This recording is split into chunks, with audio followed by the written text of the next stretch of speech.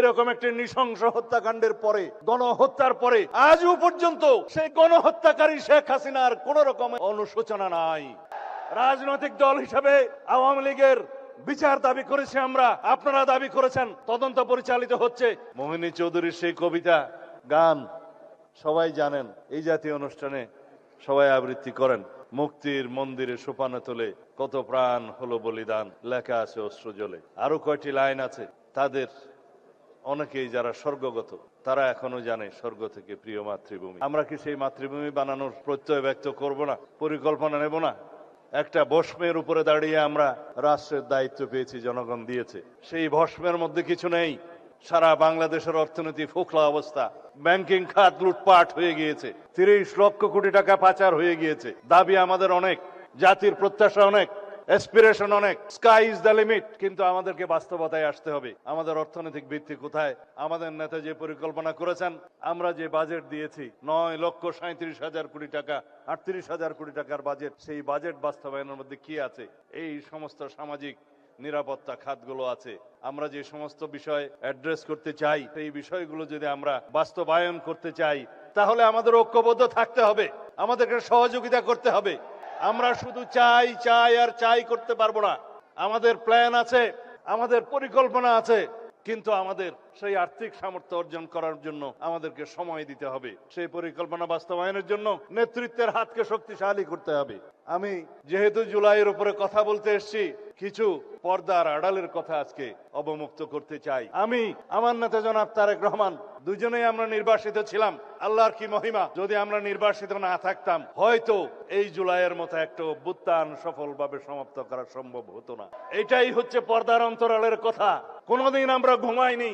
24টা ঘন্টা কোঅর্ডিনেশন করে আমাদের নেতা কর্মীদেরকে বিভিন্নভাবে আমরা অর্গানাইজ করে এই জুলাই যোদ্ধাদের সম্মুখে রেখে অরাজনৈতিক পরিচয়ে এই আন্দোলনের একটা পর্যায় পর্যন্ত আমরা নিয়ে এসেছি। 3 তারিখ 4 তারিখে আমরা যখন নৈতিক সমর্থন প্রদান করি, তারপরের থেকে বিশ্ববিদ্যালয়ের শিক্ষকদের একটা আন্দোলন ছিল, সেখানে সমর্থন দিয়ে তারপরে যেদিন আমরা 16ই জুলাই পর্যন্ত পৌঁছালাম, সেদিন আমার নেতা বলেছেন, দফা 1 দাবি 1, স্বৈরাচারের পদত্যাগ।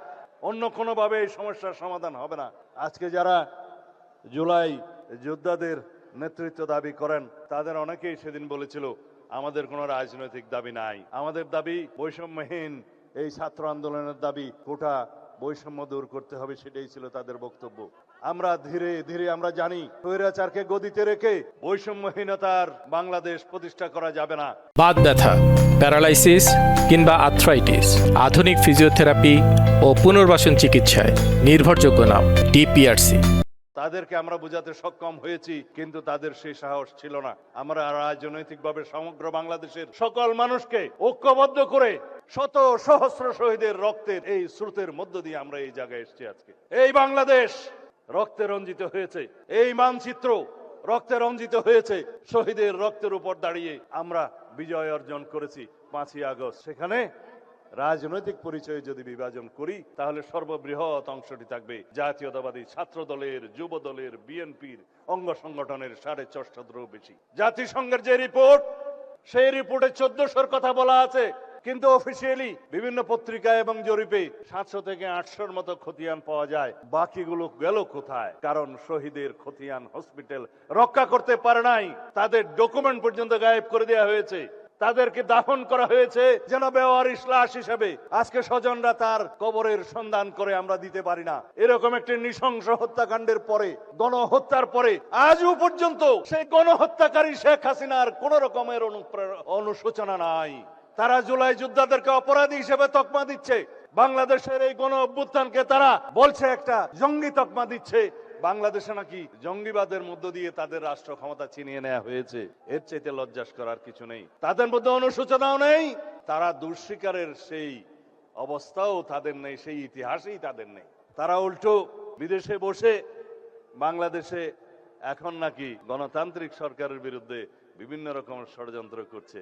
আওয়ামী লীগের রাজনৈতিক পতন হয়েছে, আওয়ামী লীগের রাজনৈতিকভাবে নিপাত হয়েছে, নির্মূল হয়েছে, দাফন হয়ে গেছে দিল্লিতে। সেই আওয়ামী লীগ বাংলাদেশে আর কোনোদিন রাজনীতি করতে পারবে না। রাজনৈতিক দল হিসেবে আওয়ামী লীগের বিচার দাবি করেছি আমরা, আপনারা দাবি করেছেন, তদন্ত পরিচালিত হচ্ছে। ইনশাআল্লাহ খুব শিগগির রাজনৈতিক দল হিসেবে সেই রাজনৈতিক দলকে বিচারের কাঠগড়ায় নিয়ে যাওয়া হবে। সংবিধানের 47 আর্টিকেল অনুসারে আইন সংশোধন করা হয়েছে। সন্ত্রাস বিরোধী আইনে আছে, আইসিটি অ্যাক্ট আছে, রাজনৈতিক দলের সংগঠনের বিচার করা যাবে।